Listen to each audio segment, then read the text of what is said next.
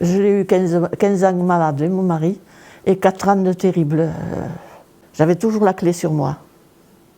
Parce qu'autour de moi, j'entendais des personnes qui me disaient bon, on l'a retrouvé au bout de l'Alaric, il cherchait la poste, ou ceci, ou cela.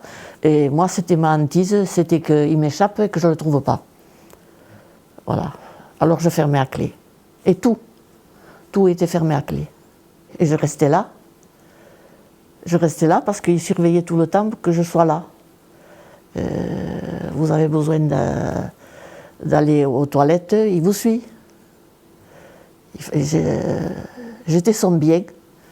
Vous êtes allé jusqu'au burn-out? Oui.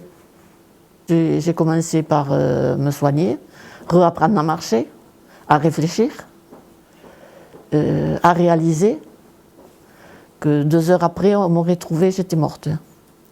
Mon moral je ne voulais plus vivre, voilà.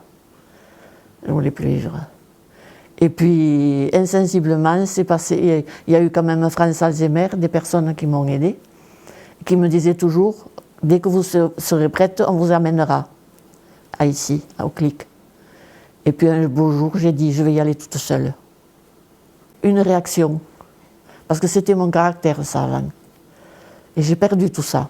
Je n'ai plus ce besoin de me battre. Je me dis, à quoi bon?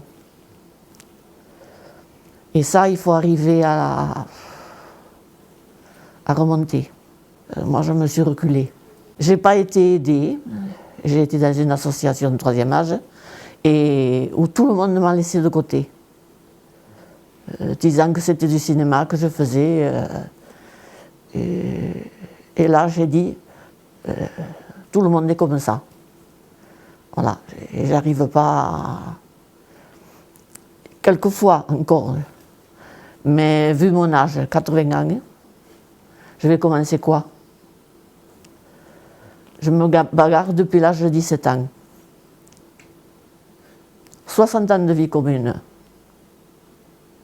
Et toujours aller de l'avant, toujours aller de l'avant. Et puis là, je regrette de ne plus le faire, ça. Mais le fait de ne pas avoir les enfants et les petits-enfants autour, ça manque énormément. C'est à eux de faire les pas. Et je pense qu'il y en a beaucoup qui ne le font pas. Non, ils me disaient, tu es forte toi, tu y arrives. Mais j'étais couverte de bleu. Parce que dès que vous faites un refus aux malades, ils tapent. Et après, vous réalisez qu'il faut mettre une table entre lui et moi. Et puis on arrive à rire de le voir comme ça. J'ai eu encore des moments de gaieté. Et ça le faisait sourire aussi. De le voir comme ça. Il avait des mimiques qui étaient quand même amusantes malgré sa maladie. Je ne riais pas de sa maladie, je riais de ses réactions. De toute la vie commune, il n'avait rien fait. Mais là, je lui demandais de faire quelque chose, de se lever. Au moins de se lever. Alors j'ai arrangé un bureau où il s'accrochait au bureau. Et au bout de quelques minutes, il se levait. Tous les jours, il se levait pour me faire plaisir. Il faut rentrer dans sa vie. Il faut jouer le jeu. Il ne faut plus faire attention qu'il ne se tient pas bien à table. Ça vous fait penser qu'il faut une écuelle où il pousse tout dans la bouche. Mais ça, il faut en rire. Et à ce moment-là, il essaie de faire un effort pour se tenir comme il faut. Mais ce qui m'a le plus manqué, sont mes enfants. Et puis bon, j'étais là. Maman, elle a toujours tout fait. Alors elle peut continuer. J'avais besoin, depuis longtemps déjà, je sentais qu'il fallait que j'ai un suivi psychologique. Parce que sinon vous lâchez tout. Hein. C'est 17 jours à l'hôpital, ça vous fait réfléchir. Elle m'a trouvé des réponses. Elle ne dit pas grand-chose, mais je le prends et puis à la maison, je l'analyse. Bon, mais on me dira, tu as une psy, mais tu n'es pas folle quand même. Personne ne pouvait s'imaginer ce que je traversais. C'était verbal, c'était physique, c'était tout. Mais là, quand il vous criait, c'est pas moi, c'était sa maladie. Mais il ne savait pas le dire. J'ai eu des moments de violence. J'ai eu des moments de violence. Mais il y a toujours un petit moment qui vient après qui vous dit « stop ». Il a une raison de faire ça. Mais moi, je lisais beaucoup des livres, notamment au Canada, où il y a beaucoup de conseils et tout ça. Et c'est comme ça que je l'ai découvert, que ça m'a aidé à avancer. Je suis froide maintenant. Je n'arrive pas à partager. Ce qui arrive à quelqu'un, je n'arrive plus à le partager. Parce que je l'ai traversé, donc il peut le faire aussi. Et ça m'inquiète, parce que c'est pas mon caractère. J'ai toujours aidé le prochain. Et de voir mon mari si isolé, toujours en train de croire que j'avais pris quelqu'un de plus, les premières années, il me poursuivait partout. J'étais obligée de me cacher pour aller voir une amie dans le village. J'arrive pas à en sortir.